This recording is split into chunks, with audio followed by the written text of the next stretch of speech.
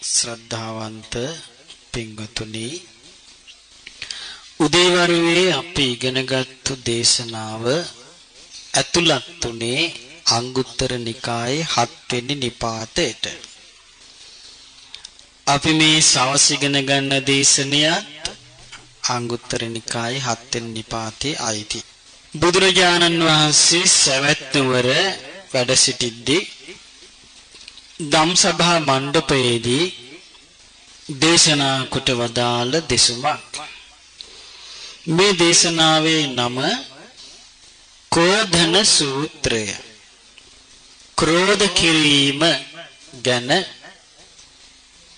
ක්‍රෝධය ඇතිවීම නිසා වෙන විපත්ති ගැන දේශනා කොට වදාළේ. දේශනාවේ නම මොකද්ද? කෝධන සූත්‍රය. පින්වතුනි, අපි කුඩා කාලේ සිහි කරමු බලන්න. අපි පුංචි කාලේ සෙල්ලම්පත් තියුවා, බෝල ගැහුවා, හැංගි මුත්තම් කළා, කඩවල් දැම්මා. මේ වගේ දේවල් කරද්දී අපි යාළු එකතු වෙනවා. ඔය අතරේ අපි අතරේ සම්ඩු සරුවල් ඇති වෙනවා. නමුත් අපි මේ රණ්ඩු වෙලා මේ ඊළඟ මොහොතේ අපි යාළු වෙනවා. අපේ හිතේ තරහක් මුල් බැසගෙන පවතින ලකුණු පුංචි කාලේ නෑ. ඊළඟට අපිට ලැබෙන දේ අපි බෙදා හදා ගන්නවා. ඉරිසියා කරන ගතියක් පුංචි කාලේ නෑ. අපි වයසින් මෝරන්න ඒ පොඩි කාලේ තිබුණු හිතට වඩා වෙනස් ස්වරූපයකට මේ හිත හැදෙනවා. ඒ තමයි චූට්ටක් යහා මෙහා වෙන්න බෑ. ඊට පස්සේ අපි මේක හිතේ පිහිටුවාගෙන ඉරිසියාව ඇති කරගෙන පල්ලි අරගෙන පස්සෙන් පන්න පල්ලි ගන්න විදිහේ නපුරුකම් මේ හිතවල ඇති වෙනවා. එහෙමනම් අපිට පේනවා වයසින් මෝරන්න මේ හිතේ තියෙන කිලුටු වෙන දේවල් ඒවත් වර්ධනය වෙවි එන බව. එහෙම වෙලා අපි වයසට යද්දී බොහෝ දෙනෙකුට තිබෙන්නේ පිරිහුණු හිතක්. බොහෝ දෙනෙකුට තිබෙන්නේ හිතෙන් රැස් කරපු අකුසල් ගොඩක්, වචනෙන් රැස් කරපු අකුසල් ගොඩක්, කයින් රැස් කරපු අකුසල් ගොඩක්. හිතක තරහක් ඇති වුණාම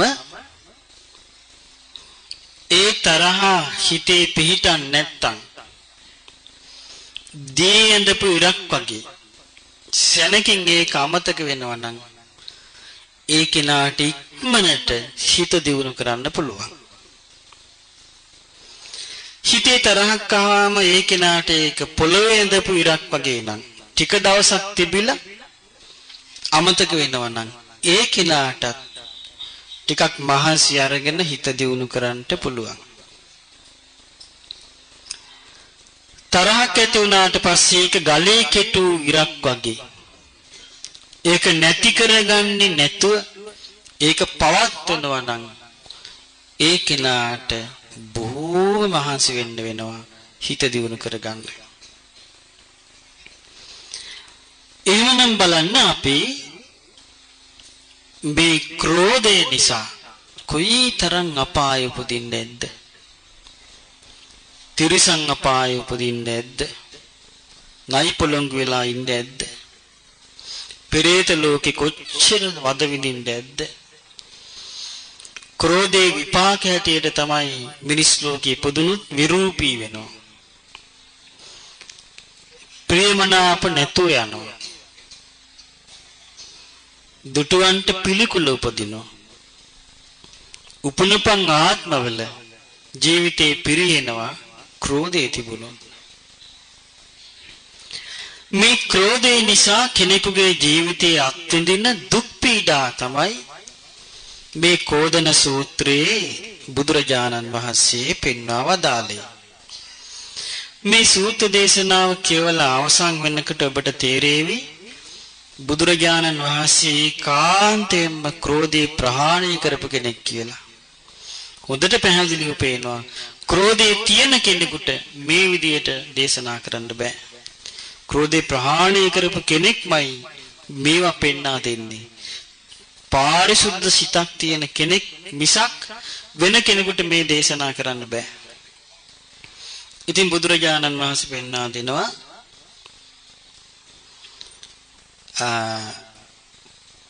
ස්ත්‍රියක් වේවා පුරුෂයෙක් වේවා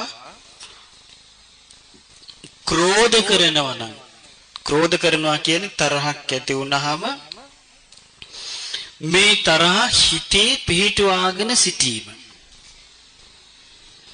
ඒ ක්‍රෝධ කරනකට ඒ ක්‍රෝධ කිරීම මුල් කරගෙන ඒ කෙනාට පරිගැනීම මුල් කරගෙන ක්‍රෝධ කිරීම මුල් කරගෙන පීඩාකාරී කරුණු 7ක් එයාගේ ජීවිතයට එකතු වෙනවා. මේකේ තියෙනවා මේ තරහ වෙච්ච පුද්ගලෙක් Taman තරහ වෙච්ච කෙනා ගැන මෙන්න නිබඳු එකක් කැමති වෙනවා. මොකද්ද? අනේ මේ තැනත්තා විරූපී වෙන්න ඕන. තරහකාරයා ගැන ඇති වෙන කැමැත්ත. මොකද තරහකාරයා ගැන ඇති වෙන කැමැත්ත මොකද්ද? අනේ මෙයා විරූපී වෙන්න ඕනේ. මොකද හේතුව තරහකාරයෙක් Taman තරහ කෙනෙක් ලස්සනට ඉන්නවා දකින්න කැමති නෑ. මේක කියනවා පින්වත් මහණෙනි මොකද හේතුව? ඒ පුද්ගලයා ක්‍රෝධයෙන් යට වෙච්ච, ක්‍රෝධයෙන් මිරිකිච්ච, ක්‍රෝධයෙන් පීඩා විඳින ජීවිතයක් යාට තියෙන්නේ. ඉතින් ඒ වගේ ක්‍රෝධ කරන කෙනෙක් ලස්සන කෙනෙක් දැක්කම මොකද කරන්නේ? Taman තරහකාරයෙක් කොන්න එනවා ලස්සනට ඇඳලා. එතන මොකද කරන්නේ? අහක බලා ගන්නවා. එහෙම නැත්තම් මොකද කරන්නේ? හයියෙන් කාරලා තූ කියලා කෙල ගහනවා. ඒ මොකද ඒක බලාගෙන ඉන්න බෑ ක්‍රෝධය. අන්නේ බඳු ක්‍රෝධ කරන කෙනෙක් එයා හොඳට වතුර නාලා කොණ්ඩේ තෙල් ගාලා කොණ්ඩේ හොඳට පීරලා ගොතලා මල් ගවසලා ලස්සන වස්ත්‍රයක් ඇඳගෙන කොච්චර හැඩද දා ගියා. එයා කැත කෙනෙක්මයි කියනවා. එයා ක්‍රෝධයෙන් ඉන්න නිසා, ක්‍රෝධ කරමින් ඉන්න නිසා එයාට ලස්සන වෙන්න බෑ කියනවා. මෙන්න මේක තමයි ක්‍රෝධ කරන කෙනෙකුගේ ජීවිතයක ඇති වෙන්නේ පළවෙනි විපත. එවනම් අපි තේරුම් ගන්න ඕනේ මේ ක්‍රෝධය කියලා කියන්නේ තරහ කියලා කියන්නේ හොඳ දෙයක් නොවේ. හොඳ දෙයක් නොවේ. මේ චූටි දෙයක් ඇති. දැන් අපි චතුරාර්ය සත්‍ය අවබෝධය කළොත් නම් මේ ඔක්කොම මගහරව ගන්න පුළුවනි. චතුරාර්ය සත්‍ය අවබෝධ නොකළොත් පුංචි දෙයක් ඇති. නරක තැනක උපදින්න. බුදුරජාණන් වහන්සේ දේශනා කරන උපමාවකින් පෙන්වා දුන්නා චතුරාර්ය සත්‍ය අවබෝධ කරපු ආර්ය ශ්‍රාවකයාගේ චිත්තය ගංගාවක් වගේ. චතුරාර්ය සත්‍ය අවබෝධ නොකළ ඒ ආර්ය ධර්මයට පැමිණෙච්ච නැති පුතඥයාගේ චිත්තය වතුර වීදුරුවක් වගේ. එක සමාන ලුණු කැට දෙකක් අර වතුර වීදුරුවටයි ගඟටයි දැම්මොත් වෙනසක් තිබේද කියලා අහුව බුදුරජාණන් වහන්සේ. උන්වහන්සේ පිළිතුරු දුන්නා මහණෙනි අර වතුර වීදුරුව සෙනකින් ලුණු රසට හැරෙනවා. නමුත් ගංගාවට ගානක්වත් නැහැ කියලා. අන්න ඒ වගේ තමයි සුළු කරුණක් ඇති කියලා තිබෙනවා. පුතඥ කෙනා අපායේ උපදින්න. ආරි සත්‍ය අවබෝධ කරපු කෙනාට එහෙම නැහැ. මොකද හේතුව? පුතඥ කෙනා කායානුපස්සනාවෙන් තොරයි. වේදනානුපස්සනාවෙන් තොරයි. චිත්තානුපස්සනාවෙන් තොරයි. ධම්මානුපස්සනාවෙන් තොරයි. පුතඥ කෙනාට තියෙන හිතට යමක් ආවද ඒ සියලු දේ ඒ ආකාරයෙන් පිළිගැනීම විතරයි. සිය පිහිටවලා ඒක ප්‍රහාණය කරන්න ශක්තියක් උපදවගෙන නැහැ. මේ නිසා මොකද වෙන්නේ? අකුසල ධර්ම හිතේ පිහිටියා මේක දිගටම බලපවත්වනවා. එක ආච්චි කෙනෙක් හිටියා. මේ ආච්චිගේ මුණුබුරා මේ ආච්චිට විහිළු කළා නිතර නිතර. මේ ආච්චිගේ චීට්ටෙන් අදිනවා. ඊට පස්සේ මේ ආච්චිට මේ මුණුබුරාගෙන හිටපියතොට කියලා කියනවා. අන්තිමට මොකද වුනේ? මේ ආච්චිට අවසාන මොහොතේ ටික ටික අර මුණුබුරා කරපු චීට්ටෙන් ඇදිල්ල තමයි හිතට ආවේ. මේ ආච්චි මලා මැල්ල 3 මාසෙදි මුණුබුරා සෙල්ලම් කරද්දී අත කැඩුනා. බෙහෙත් කරලා ආයෙත් අත හරි ගස්සනකට ඊළඟ සුමානේ එතනෙම වැටිලා එතනම කැඩුනා. හොයාගෙන යනකොට මේ මුණුබුරාගේ ඇඟට මේ ආච්චි වැහෙන්න ගත්තා. මල යක්ෂණියක් වෙලා. මේක තමයි කිව්වා මගේ හිතට කරදර කළේ. මේක මං ගන්නවා කිව්වා බිල්ලට.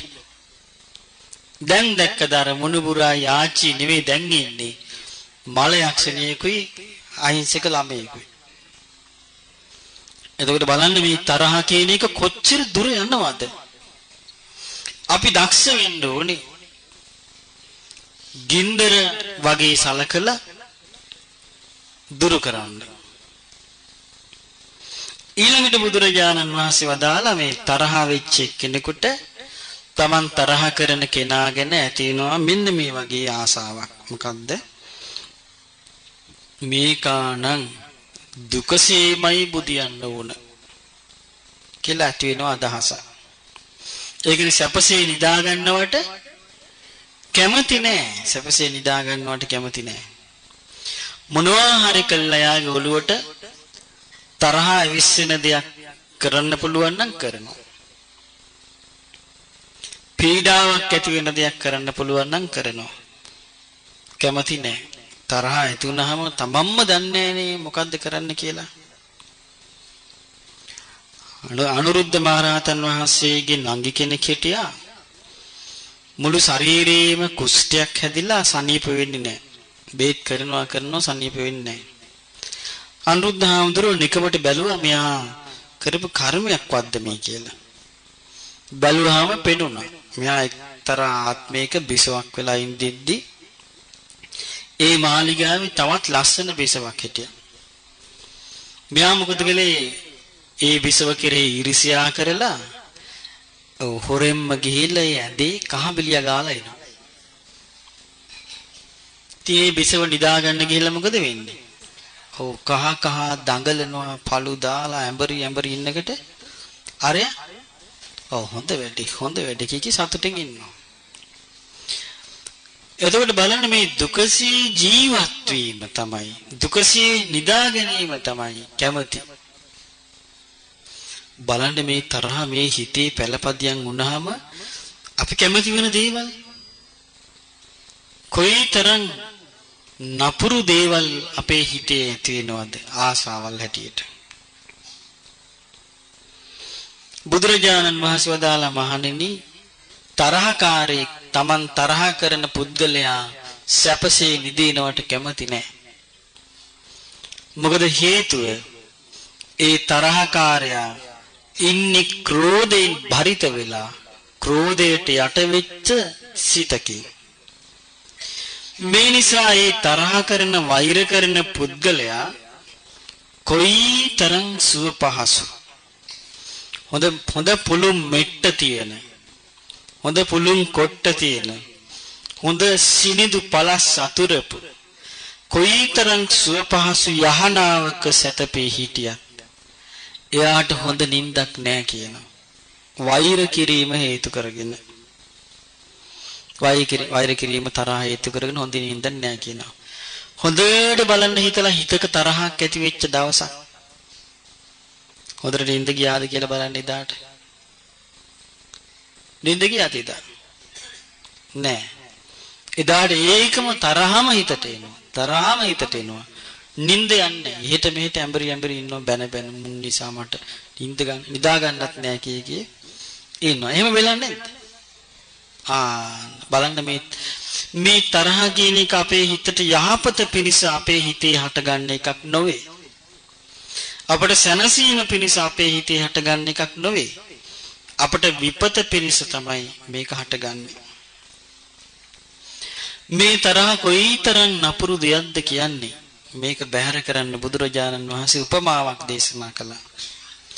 ඒ තමයි කීයටක් අරගෙන සොරු කෙනෙකුගේ කකුල් දෙක දෙපැත්තට කළා මුණින් අතර හිටවලා හිට කීයටින් කපද්දි තරහසිතක් ඇති කරගන්නේ නැත්තම් අන්න යා කියනවා නියම විදිහට ජීවිතේ ජය ගන්න එක්කෙනා. එහෙනම් බලන්න එහෙම කරද්දි තරහසිතක් ඇති කරගන්න එපා කියලා කියනවා නම් ඒ කියන්නේ තරහ කොයිතරම් අපිට හානි කර දෙයක්ද? කොයිතරම් අපිට විපත්ති කර දෙයක්ද? කොයිතරම් අපේ ජීවිතේ නොමගට යවන දෙයක්ද? මේ නිසා දුරු කරන්නම ඕන දෙයක්. ඊළඟට බුදුරජාණන් වහන්සේ දේශනා කළා තරහකාරයාට අනික් තරහකාරයා ගැන හිතෙනවා අයියෝ මේ පුද්ගලයාට නම් දැනුගත්කමක් ලැබෙන්න එපා. මේක නම් අපේ සමාජයේ හරියට තියෙනවා මං හිතන්නේ. නේ? තවත් කෙනෙක් ඉගෙන ගන්නවට කැමති නැහැ. සමහර ගුරුවරු ඉන්නවා පන්තියේ ළමයි ඉගෙන ගන්නවට කැමති නැහැ. ඒ නිසාම තමන්ගේ ළමයි ඉගෙන ගන්න නැහැ. උගන්වන්නේ නැහැ හරියට. සමහර ඉන්නවා තමන්ගේ ළමයි ඉගෙන ගන්නවට කැමති. තමන්ගේ අක්කගේ දරුවෝ නංගිගේ දරුවෝ ඉගෙන ගන්නවට කැමති නැහැ. ඒවට පුළුවන් තරම් බාධා කරනවා. මම දන්නේ එහෙම තරුණ පුතාලා ඉන්නවා මට අඬ ලියුම් ඉවලා තියෙනවා. අනේ මම මෙහෙම තැනක ඉන්නවා. මම මේ ලොකු අම්මගේ ගෙදර ඉන්නවා. මං හරි දුක් විඳිනවා පාඩම් කරන්න දෙන්නේ නැහැ කියලා. ඉතින් එහෙම තියෙනවා. ඒ මොකද්ද මේ වැඩ කරන්න හිතේ? ක්‍රෝධය. දන්නේවත් නැහැ ක්‍රෝධය ඇති වෙනවා කියලා. මේකෙන් අපිට පේනවා මේ ක්‍රෝධය තරහ අමනාපය ඇති වෙන්න හේතු තියෙනවා. එක හේතුවක් තමයි iriසියාව. iriසියාව ඇති වී බිනොත් මේ තරහ වෛර ආදී ඇති වෙනවා. ඊළඟ එක තමයි තමන්ගේ අදහසට එකඟ නොවීම. එතකොට තරහ වෛර හට ගන්නවා. ඊළඟ එක තමයි එකිනෙකට ගැළපෙන්නේ නැති මත දැරීම. එතකොට තරහ වෛර හට ගන්නවා. ඊළඟට ලාභය. තමන්ට වඩා දෙයක් තව කෙනෙකුට ලැබෙනවට තරහ ඇති කර ගන්නවා. මේ වගේ නොඑක ආකාරයට මිනිසුන් තරහ ඇති කර ගන්නවා. සමහරු තරහ යන්න කරුණු හොය ඉන්නවා. එබඳුයට අපි කියන්නේ මොකද්ද? අඬන්න බලාගෙන ඉන්න එක්කිනාගේ ඇහැට ඇඟිල්ලෙන් යනවා වගේ කියනවා. කේන්ති ගන්න තරහ ඇවිසින්න කරුණක් බලාපොරොත්තුෙන් ඉන්න අය. එතකොට බලන්න මේ හිත කියන එක කොයිතරම් පිරිහි යන දෙයක්ද? මේ අනිත්‍ය ඉගෙන ගන්නවට අකමැත්ත. අනිත්‍ය දියුණු වෙනවට අකමැත්ත. තරහකාරයෙක් දියුණු වෙනවට අකමැත්ත. ඉගෙන ගන්නවට අකමැත්ත. හිතේ පිහිටියොත් එයාට මෙන්න මේක කියනවා සිද්ධ වෙන්නේ. අනත්තම්පි ගහිත්වා අත්තෝ මේ ගහිතෝති මඤ්ඤති. වැරදි දේ අරගෙන මම හරි දේ අල්ලගත්තා කියලා හිතා ගන්නවා. හරි දේ අල්ලගෙන මට මේ වැරදුනා කියලා ඒක අතාරිනවා. එතකොට යාට අහුවෙන්නේ හැමතිස්සෙම මොකද්ද? වැරදි දෙයක්මයි. වැරදි මතයක්මයි. වැරදි අදහසක්මයි. වැරදි දැනුමක්මයි. බුදුරජාණන් වහන්සේ වදාළ තස්සිමේ ධම්මා අඤ්ඤමඤ්ඤං විපච්චනීකා ගහිතා දීගරත්තං අහිතාය දුක්ඛාය සංවත්තන්ති කෝදා විභූතස්ස. ක්‍රෝධෙන් වැඩුණු සිත් ඇති තැනැත්තා එකිනෙකට ප්‍රතිවිරුද්ධ දේවල් ගන්නවා හරි කියලා හිතාගෙන. හරි කියලා හිතාගෙන වැරදි දේ ගන්නවා. හොඳ කියලා හිතාගෙන නරක දේ ගන්නවා. යහපත කියලා හිතාගෙන අයහපත ගන්නවා. මේකේ තේරුම මොකද්ද? ධර්මයේ අධර්මයේ වෙන් කළ බලන්න පුළුවන් ශක්තිය නැති වෙලා යනවා. අර වගේ ක්‍රෝධ චිත්තයක් පුරුදු කළොත්. බුදුරජාණන් වහන්සේ වදාලා ස්ත්‍රියකට වේවා පුරුෂයෙකුට වේවා මෙන්න මේවා සිද්ධ වෙනවා. ක්‍රෝධ චිත්තයක් ඇති කරගත්තොත් බලන්න කොයිතරම් භයානක දෙයක්ද මේ ක්‍රෝධය. මෙයා දුරු කරන්නමනේ තියෙන්නේ. දුරින්ම දුරු කළ දමන්නයි තියෙන්නේ. ඊළඟට බුදුරජාණන් වහන්සේ දේශනා කරනවා තරහකාරයෙකුට තමන් තරහ වෙච්ච පුද්ගලයා ගැන මෙන්න මේම හිතනවා කියලා. අනේ මේ තැනැත්තාට හරියන්න නම් එපා. එතකොට තරහ වෙච්ච පුද්ගලයා ඉඩමක් ගත්තොත් අර තරහකාරයට මොකක්ද ඇති වෙන්නේ? වෛරයක් හට ගන්නවා. වාහනයක් ගත්තොත් වෛරයක් හට ගන්නවා. ගෙයක් දොරක් හැදුවොත් වෛරයක් හට ගන්නවා. ඒ දිහා බල බල තරහෙන් පුපුර ඉන්නවා. මුන්ට නම් හරියන්න එපා කියලා. එතකොට මේක ඇති වෙන්නේ මොකෙන්ද? ක්‍රෝධ චිත්තයක් මුල් කරගෙන. ක්‍රෝධ චිත්තයකින් ඇති වෙන්නේ. දැන් බලන්න මේ වැඩිපුර මේ මිනිසුන්ගේ හිතවල තියෙන මේ වගේ අදහස් නේද? වැඩිපුර මිනිස්සු එතකොට බලන්න හිතලා ඔබ හිතන ඇටට මේ ජීවත් වෙන මිනිසුන්ගෙන් මරණට පස්සේ බොහෝ දෙනෙක් සුගතියේ යයිද දුගතියේ යයිද? ඔව් දුගතියේ යයි. එක්ක තිරිසන් අපායේ, එහෙම නැත්නම් පෙරේත ලෝකේ, එහෙම නැත්නම් නිරයේ මේ වගේ තැන්වල තමයි බහුල වශයෙන් යන්නේ. ඒකට හේතුව තමයි අර ද්වේෂයක් තරහක් ඇති වුණාට පස්සේ ඒක අකුසලයක් බව හඳුනාගෙන ඒ උපන් අකුසලය ප්‍රහාණය කිරීමට වීරිය නැතිකම. ඒක අකුසලයක් කියලාවත් හඳුන ගන්නට බැරිකම. මේ නිසා සමහරව අපි දන්නවා මේ දරුවන් දියුණු වෙනවට විරුද්ධව කොඩි වෙන කරන්නේ අම්මලා. එහෙම තැන් මන් දන්නවා. සමහර පවුල් තියෙනවා මේ අම්මා තමයි පවුල් කඩාකප්පල් කරන්නේ. එහෙම තැන් තියෙනවා. සමහර තැන්වල පියා තමයි පවුල් කඩාකප්පල් කරන්නේ. කඩාකප්පල් කළා සතුටු වෙනවා. හරියන්න දෙන්නේ නැහැ. මේ මොකද්ද මේ හිතේ තියෙන්නේ? ක්‍රෝධය. ක්‍රෝධයෙන් ඒක කරන්නේ. ක්‍රෝධේ නැති දෙමව්පියෝ නම් මොකද කරන්නේ? කඩාකප්පල් වෙන්න තැන් තියෙනවා නම් ඒ ඔක්කොම අවුරලා පවුල් ආරක්ෂා කරලා දෙනවා. ආන් ඒක කරන්නේ ආදරේ තියෙන දෙමව්පියෝ. ඒ නිසා මේ තරහ කියන එක හරි පුදුමයි. වෛර කියන එක පුදුමයි. ගුරුවරයා ගෝලයාත් එක්ක තරහ වෙනවා. ගෝලයා ගුරුවරයාත් එක්ක තරහ වෙනවා. තරහ වෙනවා මේක තියාගන්න. සමහරව අපි දන්නවා සමහර ගුරුවරු ඉන්නවා මේ ගෝලිය ඉගෙන ගන්නවට කැමති නැහැ. හැබැයි ඉතින් කවදාවත් ඒ ගුරුවරයාට ධර්මය අවබෝධ වෙන්නේ නැහැ. මොකද හේතුව? අර හේතුව නිසාම. මේ වගේ තමයි දියුණු වෙනවට කැමති නැහැ. සමහර ගෝලයෝ දියුණු වෙනවට ගුරුවරු කැමති නැහැ. ගුරුවරු කැමති ඒ ගෝලයෝ මොන වෙනවටද? පිරිහිලා යනවට කැමති. එහෙම තියෙනවා දැන්. එහෙම තියෙනවා දැන්. ඒ තමන්ට වඩා කුසලතා තිබෙනවා නම් ගෝලයකට ගුරුවරයා සතුටු වෙන්නේ නැහැ. තමන්ට වඩා දක්ෂ නම් ගෝලේ ගුරුවරයා සතුටු වෙන්නේ නැහැ. තමන්ට වඩා හැකියාවන් තියෙන නම් ගෝලේකට ගුරුවරයා සතුටු වෙන්නේ නැහැ. ආන් එතකොට මොකද වෙන්නේ? ගුරුවරයා කැමති නැහැ ගෝලයාට යම්කිසි ලාභයක් ලැබෙනවට. එහෙම දැන් තියෙනවා. ඉතින් මේ නිසා මේ ඒ ඔක්කොම ඇතිවන්නේ දේශය මුල් කරගෙනයි. තරහ මුල් කරගෙනයි ඒක ඇතිවන්නේ. තරහ ඇති වුනහම තමන්ම දන්නේ මොකද්ද කරන්න කියලා. ඉතින් බුදුරජාණන් වහන්සේ පෙන්වා දෙනවා ඒ බඳු කෙනෙක්.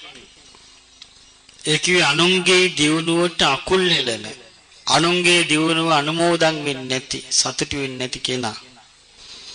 කවුරු හරි කෙනෙක් ලස්සනට ඇඳලා කාලා ඉන්නවා දකින්න අකමැති ඒවා පේන එකට ඇස්වල කටු වෙන්න. අය ඉන්නෝනේ. ආන් ඒගොල්ලන්ගේ දීපල බුදුරජාණන් වහන්සේ පෙන්නනවා ඒගොල්ලෝ කොයිතරම් හරි හම්බ කළත් ඒගොල්ලන්ගේ දීපල නැති නාස්ති වෙලා යනවා කියලා.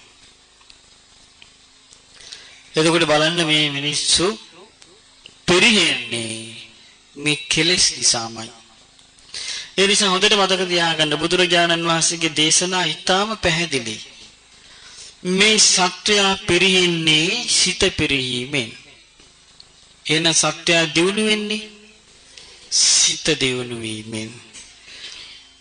එහෙමනම් මතක තියාගන්න කෙනෙකුගේ දියුණුව මනින්නේ ඒ කෙනා ගමන් කරන වාහනයෙන් නොවේ. කෙනෙකුගේ දියුණුව මනින්නේ එයා වීසි කරන සල්ලි වලින් නොවේ. කෙනෙකුගේ දියුණුව මනින්නේ එයාගේ රූපෙන් නොවේ. කෙනෙකුගේ දියුණුව මනින්නේ එයාගේ කටහඬෙන් නොවේ. කෙනෙකුගේ දියුණුව මනින්නේ එයාගේ ශරීර ශක්තියෙන් නොවේ. කෙනෙකුගේ දියුණුව මනින්නේ එයාගේ ජීවිතය තුළ ගොඩනගා ගන්න ගුණධර්ම වලිනුයි. මේ නිසා බුදුරජාණන් වහන්සේගේ ධර්මයේ ඒකයි මේ අනිත් සෑම දෙයක් එක්කම වෙනස් වෙන්නේ. ඒ හැම දෙයකටම වඩා වෙනස් වෙන්න හේතුව ඒකයි. බුදුරජාණන් වහන්සේගේ ධර්මය තුළ සම්පූර්ණයෙන්ම තැන තිබෙන්නේ ගුණධර්ම වලටයි. සල්ලි වලට නෙවෙයි. ඒ වගේම ශරීර ශක්තියට නෙවෙයි. ඒ වගේම රූපෙට නෙවෙයි. කටහඬට නෙවෙයි. මේ එකකටවත් නෙමෙයි තැන තියෙන්නේ. මොනටද තැන තියෙන්නේ? ගුණධර්ම වලටයි. ඒකයි මේකේ වෙනස. බුදුරජාණන් වහන්සේ සම්පූර්ණයෙන්ම ගුණධර්ම වලට තමයි තන දෙන්නේ, ගුණධර්ම වලට තමයි සලකන්නේ. මේ බුදුරජාණන් වහන්සේගේ ජීවිතේ පුරා ඒක තියෙනවා. ඉතින් දැන් මේ ප්‍රකාශ කළේ මේ ක්‍රෝධ කරන පුද්ගලයා පිරිහි යන හතරවෙනි කරුණ. ඒ තමයි අර කොච්චර සැප සම්පත් ලැබුණත් එයාට ඒවා පරිහරණය කරන්න, හරි හම්බ කරන්න හම්බ වෙන්නේ නැහැ. ඒවා ඔක්කොම විනාශ වෙලා යනවා. Tamanට පාවිච්චියක් කරන්න ලැබෙන්නේ නැහැ. මොනවා හරි කරදරයක් වෙලා මොනවා හරි දෙයක් කඩාගෙන වැටලා සතුටින් ඉන්න හම්බ වෙන්නේ නැහැ. ඊළඟ එක තමයි තරහකාරයා Taman තරහා පුද්ගලයා ගැන කීර්ති ප්‍රශංසා ඇති වෙනවාට කැමති නැහැ. කැමති මොකක් ඇති වෙනවාටද? නින්දා අපහාස ලැබෙනවාටමයි කැමති. මොකද හේතුව? ඒක තමයි ක්‍රෝධයෙන් යට වෙච්ච, ක්‍රෝධයෙන් මඩනාලද සිත් ඇතිව, ක්‍රෝධේ වැළඳගත් සිත් ඇති පුද්ගලයාගේ හැටි. යම් කිසි කෙනෙකුගේ ගැන කීර්තිරාවයක් පැතුරුනොත් මෙයාට උහුලන්නේ නැහැ. මෙයා මොකද කරන්නේ? ආහා ඇති, ඔය ඇති කියනවා. එයාගේ කැරක්ටර් අනිපැත්ත ඔන්න දැන් අහගන්න කියනවා. කියලා මොකද කරන්නේ? අර කීර්ති පැත්ත නැති වී යන ආකාරයට නැති දෙයක් කියන්න පටන් ගන්නවා. නැති දෙයක් කියනවා. ඊට පස්සේ මොකද වෙන්නේ? නැති දෙයක් කියලා අර පැහැදිච්ච කෙනා පැහැදීම සම්පූර්ණයෙන්ම නැති කළා දානවා. මේක තමයි ක්‍රෝධයේ හැටි. බුදුරජාණන් වහන්සේ වදාළ මේ ක්‍රෝධ කිරීම කරන කෙනා තමන් තුළ යම් කිසි කීර්ති ප්‍රශංසා ආදී අල්ප දෙයක් තිබුණත් අර ක්‍රෝධය මුල් කරගෙන ඒ කීර්තිය ඔක්කොම තමන්ගේ නැති වෙලා යනවා. ඊළඟ එක තමයි 6 වෙනි එක.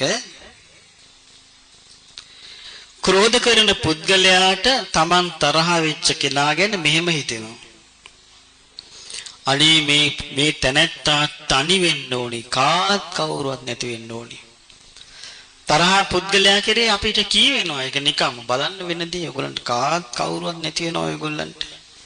එහෙම කියනවා නේද? බලන්න කාත් කවුරු තනි වෙනවා. වතුර උගුරක් දෙන්න කෙනෙක් නැතුව ඔන්න මම නොකියවා කියන්නේ බා බලන්න වෙන හැටි. කියන්නේ දෙන්නේ. ඕම් බලන්න වෙන හැටි කියලා අනාවැකි වගේ. එයා මොකද යා බලාපොරොත්තු වෙන්නේ මොකද්ද? කාත් කවුරුවත් නැති වතුර උගුරක් දෙන්න කෙනෙක් නැතුව අන්ත අසරණව ඉන්නවා දකින්නයි එයා කැමති. ඒක තමයි ඒ කටින් කියන්නේ. බලන්න කාත් කවුරුවත් නැති වෙන හැටි. බලන්න ඔයගොල්ලන්ට වෙනදී අපිට කරපුවට එම් කියනව නේද? ආන් ඒකට කියන්නේ ක්‍රෝධය කියලා. අන්නේ ක්‍රෝධය මුල් කරගෙන එයා ඒ තමන් සතුරුකම් කරන පුද්ගලයාව තනි කරන්න, තනි වෙලා ඉන්නවා දකින්නයි කැමති. මේ නිසා මොකද වෙන්නේ? තමන්ට කවුරුවත් නැතුව යනවා. එයා කැමති වෙන්නේ අනුන්ට කවුරුවත් නැති වෙන එකයි. නමුත් සිද්ධ වෙන්නේ මොකද්ද? තමන්ට කවුරුවත් නැතුව යනවා. ආන් ඒක තමයි ස්ත්‍රියක් වේවා පුරුෂයෙක් වේවා ක්‍රෝධ කරනවා නම් ඒ ක්‍රෝධ කිරීම මුල් කරගෙන සිද්ධ වන්නේ. ඉතින් ඒක මේ හරීම ජීවිතයකට ඒ වගේ නරක ගති අපි පුරුදු කරගත්තොත් ඉස්සෙල්තර මේකෙන් පේනවා අපි මේ අනුන් පිරිහීම පතනවට වඩා ඉස්සෙල්ලාම පිරිහෙන්නේ කවුද? තමන්මයි පිරිහෙන්නේ අනුන්ගේ පිරිහීම පතන්න ගියොත්. ඊළඟට බුදුරජාණන් වහන්සේ පෙන්වා දෙනවා ක්‍රෝධ කරන පුද්ගලයාට ඇති වෙනවා මෙන්න මේ සිටිවිල්ල. ඒ තමයි අනේ මේ පුද්ගලයා මගේ තරහකාරයා, මන් තරහ ඇති අකමැති පුද්ගලයා මරණින් මත්තේ නිරේමයි උපදින්න ඕන කියලා. එහෙම තරහකාරයන්ට කියන අය නැද්ද? ඉන්නවා. තමන් තරහනම්, තමන් අකමැති නම්, තමන් අමනාප නම් ඒ කෙනා ගැන කියනවා මේ වැරදි, මෙයා කරන වැඩේ, මෙයා මේ කරන වැඩේ වැරදි, හොඳ නැහැ, බලන්න වෙනදී මරණ කෙලින්ම අපායයි කියලා කියනවා. ඒ අර තරහ සිතින්, ක්‍රෝධ සිතින් කියනවා එහෙම. එයා බලාපොරොත්තු වෙන්නේ යහපතේ හැසිරෙනවාට නෙවෙයි, අපායේ උපදිනවාට. ඒ අදහසින් ඊට පස්සේ කියන්නේ මේ අදහසින් කියන එක්කෙනාට මොකද වෙන්නේ? හැමන් තිස්සේම ද්වේෂයෙන් ඉන්නවීම නිසා ඒ කෙනා කයින් වැරදි කරනවා, වචනෙන් වැරදි කරනවා, මනසින් වැරදි කරනවා. කයින් වචනෙන් මනසින් වැරදි කරලා කය බිඳී මරණින් මත්තේ ඒතනත්තා නිරේ උපදිනවා. එතන මේ ඔක්කොටම හේතුව මොකද්ද? ක්‍රෝධය හට ගැනීම. එහෙනම් අපි පුරුදු වෙන්න ඕනේ මොකද්ද? ක්‍රෝධය ඇති වුණාම අපි පුරුදු වෙන්න ඕනේ මොකද්ද? වහාම ඒක දුරු කරන්නයි. ඊළඟ එක තමයි තවත් කෙනෙක් තුල ක්‍රෝධය ඇති වෙන දෙයක් ඔබ කරන්න එපා. සමහරට අපි කියමු ඔබ තුල ක්‍රෝධයක් නැහැ. වෙන කෙනෙක් විසින් ඔබට කරුණ කියලා තව කෙනෙක් කෙරෙහි ක්‍රෝධය ඇති කරනවා. එහෙම වෙන්නේ නැද්ද? එහෙම වෙන අවස්ථාවල් එනවා. ඊට පස්සේ මොකද වෙන්නේ? එකිනෙකා ගින්දර හුවමාරු කරගත්තා වගේ එකිනෙකා පිච්චෙනවා. මෙන්න මේ ක්‍රෝධ කිරීම මේ ජීවිතවලට බරපතල හානියකට හේතුවක්. අනිත් එක තමයි මේ නපුරුකම් කරන්න, අඬදබඩ හදාගන්න බරපතල දෙයක් ඕනේ නැහැ. චූටි සිදුවීමක් ප්‍රමාණවත්. බුදුරජාණන් වහන්සේගේ කාලේ කොසබෑ නුවර ගෝසිතාරාමේ වැඩ සිටියා සිල්වත් ස්වාමින් වහන්සේලා. හැබැයි හරියට සතිපට්ඨානෙ නම් වඩමින් ඉඳලා නැහැ. ඉතින් ඒ ලොකු ස්වාමීන් වහන්සේ දවසක් වැසිකිළියට ගිහිල්ලා වැසිකිළි කටයුතු කරලා වතුර පාවිච්චි කරලා එළියට වැඩියා. එතකොට වතුර භාජනයේ වතුර චූට්ටක් ඉතුරු වුණා. තව ස්වාමීන් වහන්සේ නමක් ඊට පස්සේ වැසිකිළියට වැඩියා. ඉතින් වතුර පොඩ්ඩක් ඉතුරු වෙලා තියෙනවා නම් ඕක පොඩ්ඩක් හල්ලා දැම්මම නම් ඉවරයිනේ නේ. බරපතල දෙයක් නෙවෙයිනේ. ඉතින් මෙයා මොකද කියලා ගිහිල්ලා බලුවා වතුර ටික ඉතුරු වෙලා ආවා. ඇවිල්ලා මේ වතුර ඉතුරු කළේ කවුද? මමයි කිව්වා මේ මම දන්නේ නැතුව මං කල්පනාවකින් නෙමෙයි ඒක කළේ. මේක වරදක් නේ. ඔව් ඉතින් මම ඒ වුණාට මේක එච්චර හිතුවේ නෑ කිව්වා. මං දැන මේ වතුර ඉතුරු කරන්න ඕනේ කියලා හිතලා කළා නෙමෙයි කිව්වා. නෑ මේක වරදක් මේක ඇවතත් දිසා ගන්න කිව්වා. ඉතින් මොකද වුනේ මේ ගැන එහෙම පුංචි බහින් බස් වීමක් වුණා. ඊට පස්සේ ලොකු හාමුදුරුවෝ ගිහලා තමන්ගේ ගෝලයන් ටිකව හරි වඩන්නේ මම මේ ඉච්චර බරපතල විදිහට හිතුවෙත් නෑ.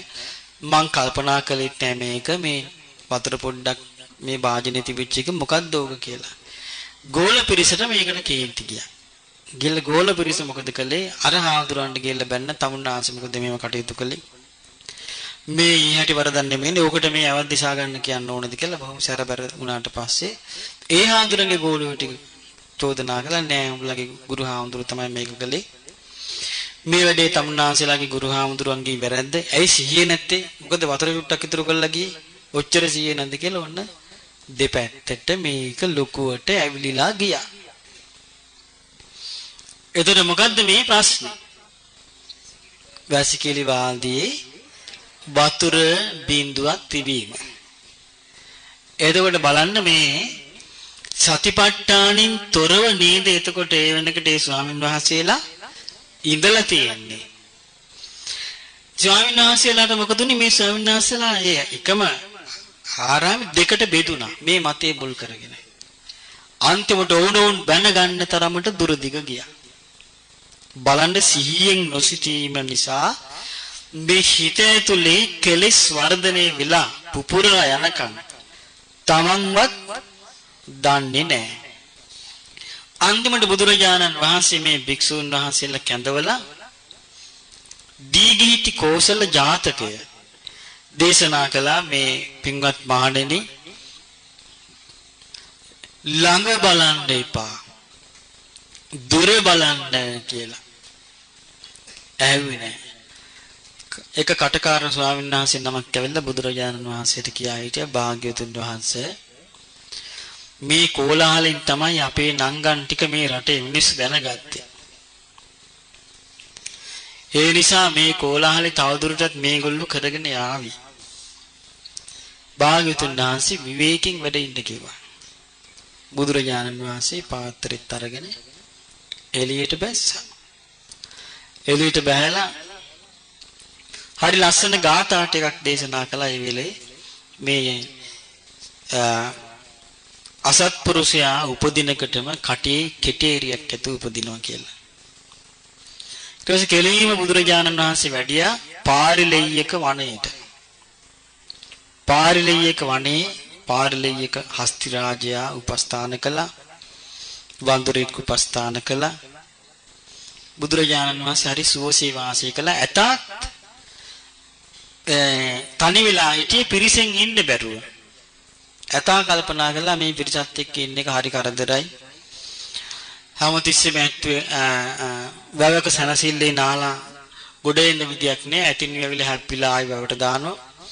මේ නිසා මේ හොඳම දේ තමයි තනියම ඉන්න එක කියලා. මොකද කළේ? මේ ඇතත් තනි වෙන්න කල්පනා කළා. හුදෙකලාව හිටියේ.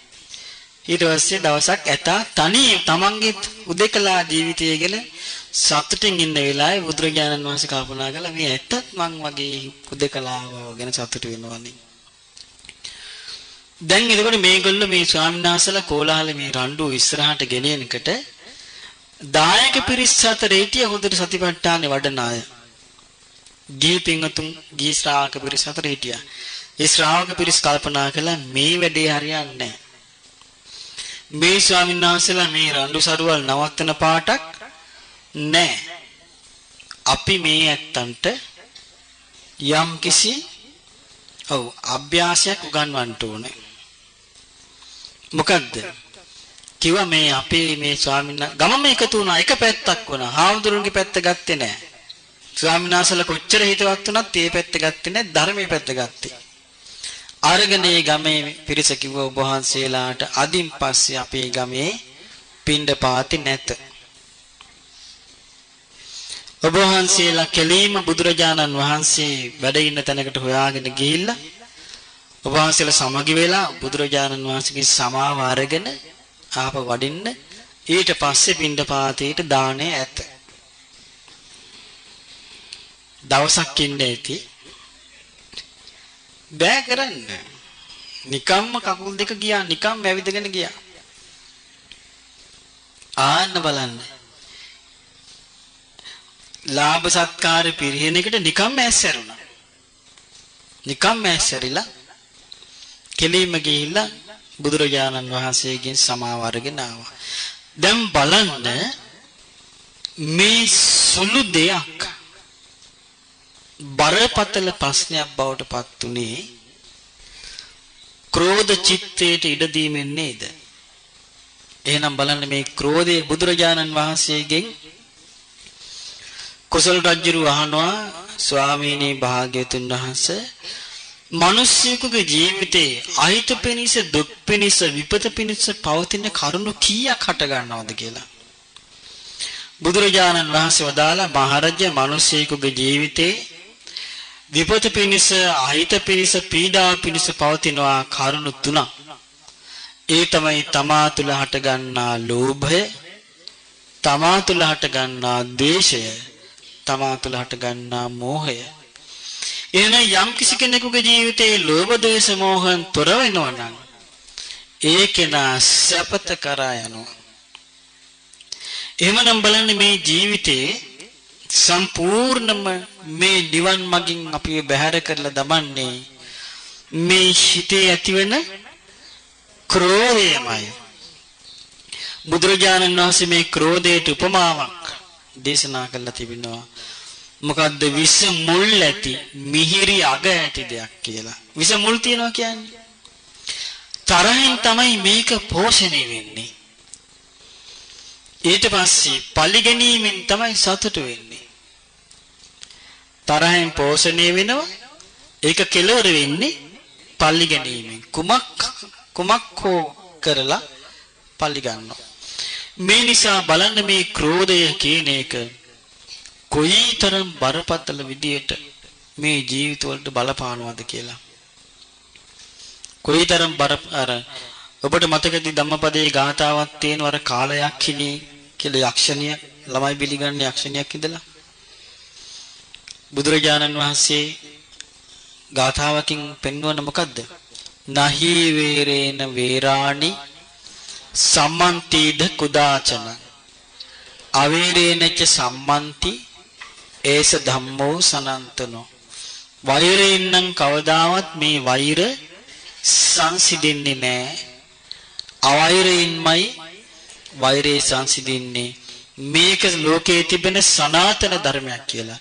එහෙමනම් ඔබ තුල යම් කිසි වෛරයක් තරහක් කමනාපයක් යම් දවසක ඇති වුණොත් තේරුම් ගන්න මේක කවදාවත් වෛර කිරීමෙන් සංසිඳෙන එකක් නොවේ.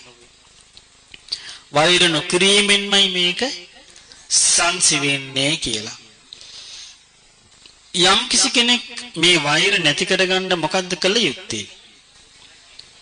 විශේෂයෙන්ම කරන්න මෙන්න මෙව්වා. එකක් තමයි මේ අපාය බය සිහි කරන්න. සිහි කරන්න මේ වෛර කිරීම මුල් කරගෙන අනේ තරහ මුල් කරගෙන මම කොයිතරම් නිරේ දුක් විඳින්න ඇද්ද? තරහ මුල් කරගෙන මගේ අතින් සිදුවෙච්ච කර්ම නිසා. තරහ වෛර මුල් කරගෙන මගේ අතින් සිදුවෙච්ච කර්ම නිසා මං කොච්චර තිරිසන් අපායේ ඉන්නේ නැද්ද? තරහ වෛර මුල් කරගෙන මගේ හිතේ ඇතිවෙච්ච කර්ම නිසා මං කොච්චර പ്രേත ලෝකේ ඉන්නේ නැද්ද? මේ වගේ නෝනින් කල්පනා කරන්න ඕන. ආන්නේම කල්පනා කරනකොට තමයි තමන්ගේ ජීවිතේට වෛරයෙන් බැහැර වෙන්නේ. මේ වෛර කියන එක හරි භයානක එකක්. මේ සම්පූර්ණ නිවන් මඟ බැහැර වෙනවා. තරහට ඉඩ දුන්නොත් නිවන් මඟ සම්පූර්ණයෙන් බැහැර වෙනවා. බුදුරජාණන් වහන්සේගේ කාලේ එක බාබර් කෙනෙක් පැවිදි වුණා. පැවිදි වෙලා එයාගේ පුතාලා දෙන්නත් පැවිදි කළා. ඊට පස්සේ යාට මතක් වුණා බුදුරජාණන් වහන්සේට දානෙ ටිකක් දී ගන්න හොඳයි කියලා. එයා මොකද කළේ? පුතාලා දෙන්නත් දන්නවා මේ කරන වෑයමි වැඩේ. මේ පුතාලා දෙන්නට මේ බාබර් සෙට් දෙකක් අරන් දීලා යවුවා මේ ගමේ යවුවා මේ හාල් පොල් එකතු කරන්න. ඉතින් මිනිස්සු මොකද කළේ? මේ පොඩි හාමුදුරුවෝ දෙන්න දැකලා මේ දෙන්නලවා කොණ්ඩේ කප්පෝගෙන මේ දානමාන එකතු කරලා දුන්නා. ඉතින් බුදුරජාණන් වහන්සේට මේ හාමුදුරුවෝ කැඳක් හැදුවා. පිළිගන්නන්නට ගියාම බුදුරජාණන් වහන්සේ අවබෝධයෙන් යුක්ත වැඩ සිටින උත්තමයන් වහන්සේ උන්වහන්සේ ඇහුවා සුභද්‍ර මේ කැඳ හැදුවේ කොහොමද? කිව්වා ස්වාමීනි මෙන්න මෙහෙමයි මේක හැදුවේ. උන්වහන්සේ දොස් කිව්වා හිස් පුරුෂය මේ ආකාරයට පැවිදි කටයුතු කිරීම ශ්‍රමණයන්ගේ වැඩපිළිවෙලක් නොවේ. මේක අශ්‍රමණ වැඩපිළිවෙලක් කියලා උන්වහන්සේ කැඳ වැළඳුවේ නැහැ, ගර්හා කළා. මෙයා මේක හිතේ තියන් හිටියන්නේ. කිසිම චිත්ත දියුණුවක් එදා ඉඳලා නැහැ. වෛරය හිතේ තියන් හිටියා. බුදුරජාණන් වහන්සේ පිරිනමන පෑවාට පස්සේ සංඝ පිරිස මැද්ද මෙයා මහා ඉහළින් කියන්න ගත්තා. අපි දැන් මේ ශ්‍රමණයාගේ මිදුණා. අපිට දැන් නිදහසේ වැඩ කරන්න පුළුවන්. උඹලට මේවා කැපයි මේවා අකපයි කියන්න කෙනෙක් නැහැ දැන්. දැන් අපිට හොඳට නිදහසින් ඉන්න පුළුවන්. එක්කෙනෙක්වත් අල්ලන්න එපා කිව්වා. මේක මහා කාශ්‍යප මහ රහතන් වහන්සේට ඇහුණා. එතකොට අපිට පේනවා මේ තරහ,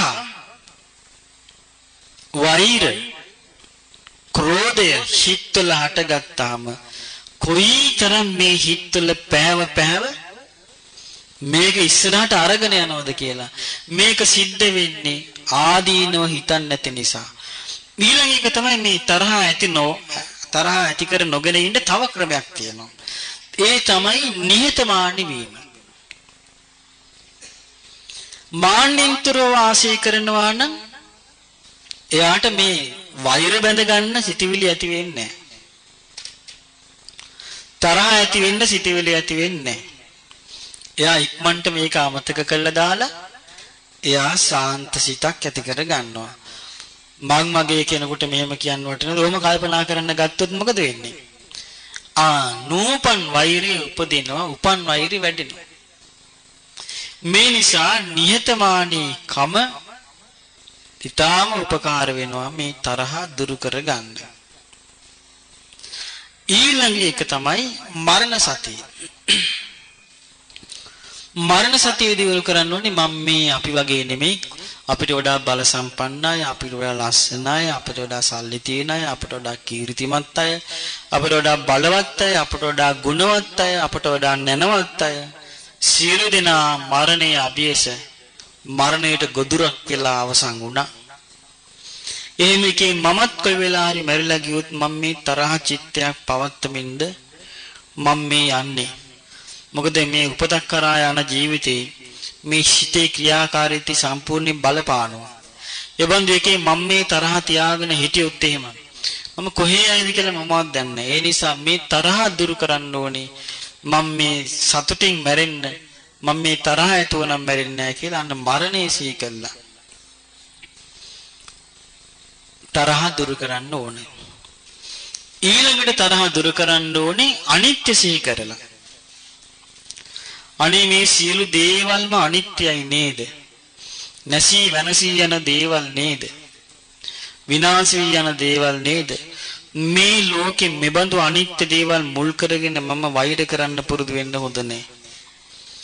මම පරිගන්න හොඳ නැහැ. මං තරහ අරගෙන මේක හිතේ පිටුවාගෙන දිගින් දිගට පවත්වන්න හොඳ නැහැ. මේ අනිත්‍ය ලෝකෙ මමත් මේ අනිත්‍ය වූ සංස්කාර ගොඩක් විතරයි. අනිත්‍යත් අනිත්‍ය වූ සංස්කාර ගොඩවල් විතරයි. ඒ නිසා මම මේක දුරු කරනවා. මෙන්න මේ විදිහට හිතලා ඒක දුරු කරන්න ඕනේ. ඊළඟට එහෙමත් තරහ දුරු වෙන්නේ නැත්තම් ඊළඟට කල්පනා කරන්න ඕනේ අනේ බුදුපසේ බුදු මහරහතුන් වහන්සේලා ලෝකෙට පහළ වුණා. නෝන තින උත්තමයෝ මේ Tamanගේ හිත දිහා බලලා හිතේ තිබෙච්ච තරහට ගරහා කළා නිඳා කළා මේ අකුසල් ප්‍රහාණය කළා. ඒ නිසා මේ තරහ දුරු කර ගැනීම උතුම් ආර්ය ධර්මයක්. ආර්යයන් වහන්සේලාගේ යහපත් ගුණයක්. ඉතින් මමත් ඒබඳු උතුම් ධර්මයක් අනුගමනය කරන නිසා මේ තරහ හිතේ පිහිටුවා ගැනීම මට ගැළපෙන්නේ නැහැ. ඒ නිසා මම බැහැර කළ යුතුයි කියලා ඒ තරහ දුරු කරන්න ඕනේ. එහෙම කරද්දි තරහ දුරු වෙන්නේ නැත්තම් කල්පනා කරන්න ඕනේ මේ තරහ මුල් කරගෙන මේ ලෝකේ මිනිස්සු සියලුම ගුණධර්ම වලින් පිරිහිලා තියෙනවා. මේ තරහ මුල් කරගෙන මිනිස්සු සියලු සැප සම්පත් වලින් පිරිහිලා තියෙනවා. තරහ මුල් කරගෙන මිනිස්සු සැප නින්දක් ලැබලා නැහැ. තරහ මුල් කරගෙන මිනිස්සු අවලස්සන වෙලා තියෙනවා. තරහ මුල් කරගෙන මිනිස්සු අපකීර්තියටපත් වෙලා තියෙනවා. භෝග සම්පත් වලින් පිරිහිලා තියෙනවා. මරණින් මතු නිරේ ගිහින් තියෙනවා.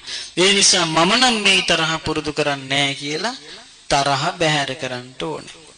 මේ විදිහට තරහ බැහැර කරනකට තරහ පෝෂණය වෙන්නේ නැතුව යනවා. පෝෂණය වෙන්නේ නැතුව යනකොට මොකද වෙන්නේ? අපි කියමු භයානක සර්පෙක් ඉන්නවා කියලා කූඩුවක දාලා. මේ භයානක සර්පයාට හැමතිස්සෙම කණ්ඩ බොණ්ඩ දුන්නොත් මොකද වෙන්නේ?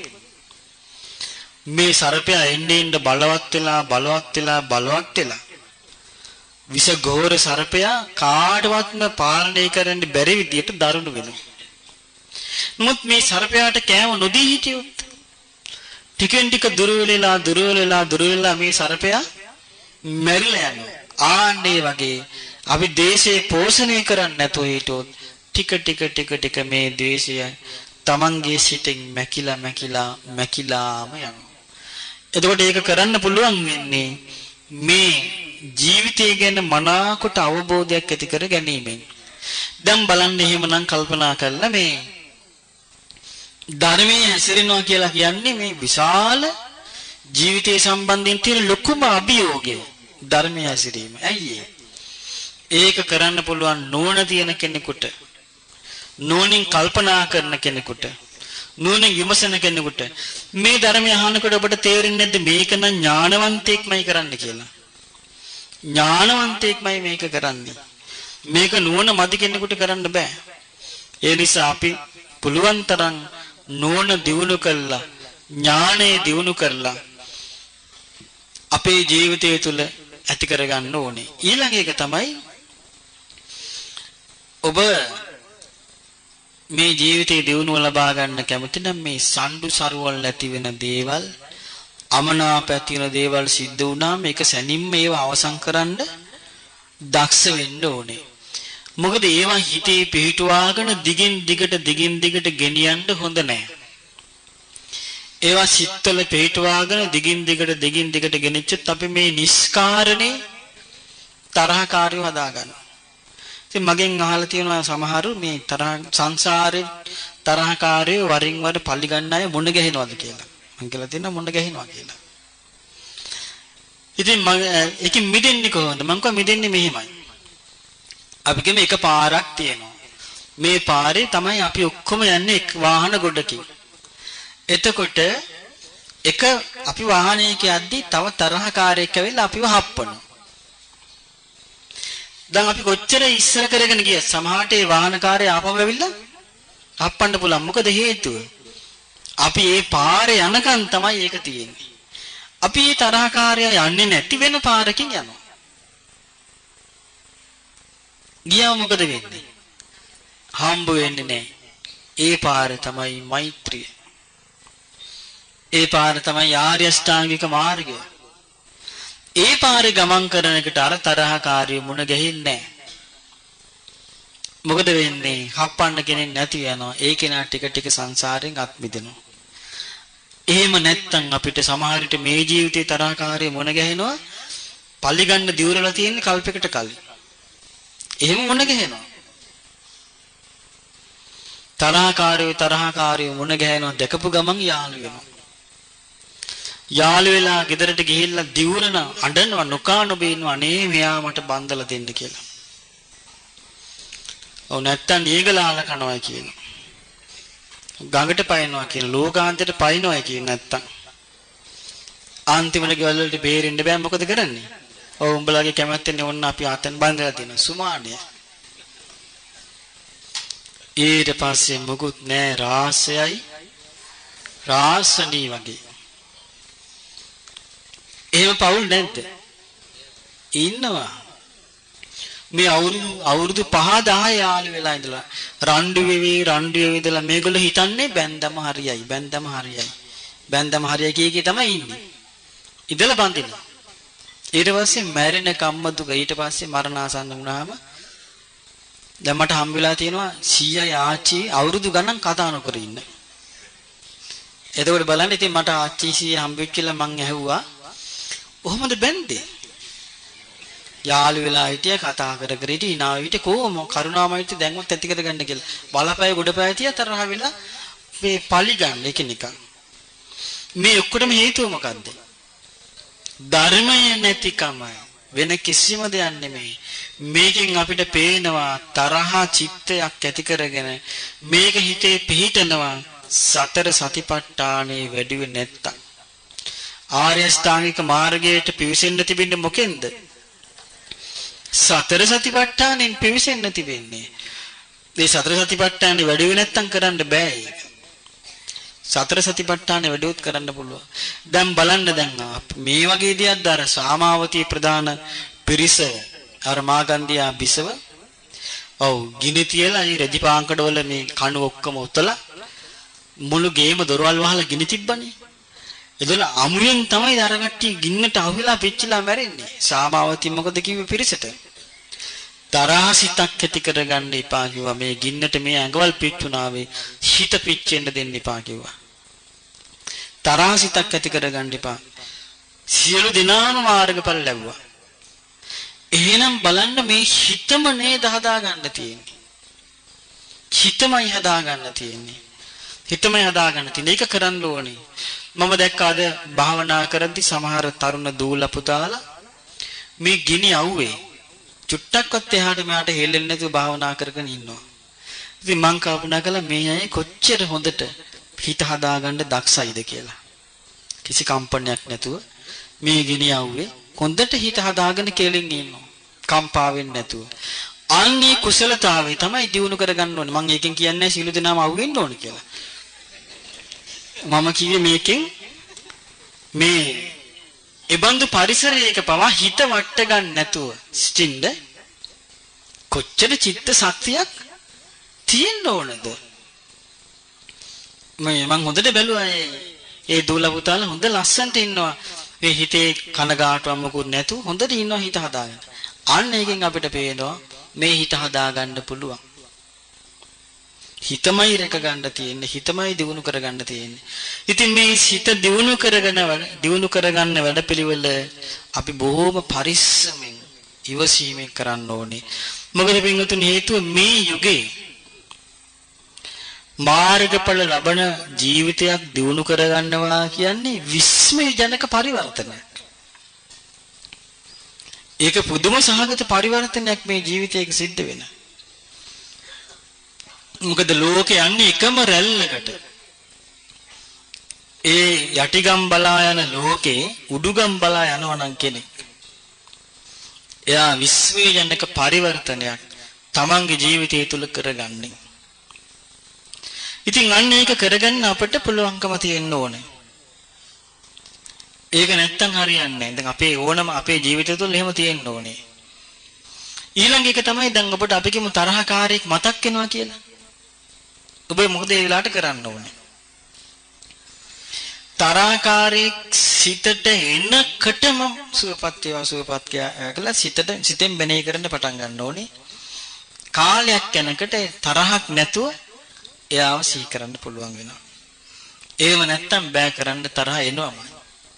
ඒ නිසා එතකොට බලන්න මේ හිත හසුරවනවා කියන එක, හිත দমনය කරනවා කියන එක, හිත පාලනය කරනවා කියන එක කොයිතරම් පරිස්සමෙන්, කොයිතරම් නුවණක් ඇතුව, කොයිතරම් කල්පනාවෙන් කළ යුතු දෙයක්ද? ඒ තුලමයි ඒ ජීවිතය අවබෝධය ඇති කරගන්නේ. ඉතින් බුදුරජාණන් වහන්සේ නමක් විතරයි පින්වතුනි මේ විදිහට දේශනා කරලා තියෙන මේ තරහ දුරු කරන්න, ලෝභය දුරු කරන්න, ඊර්ෂ්‍යාව දුරු කරන්න, ක්‍රෝධය දුරු කරන්න, මාන්නය දුරු කරන්න බුදුරජාණන් වහන්සේ උපමාවකට පෙන්වා දෙනවා.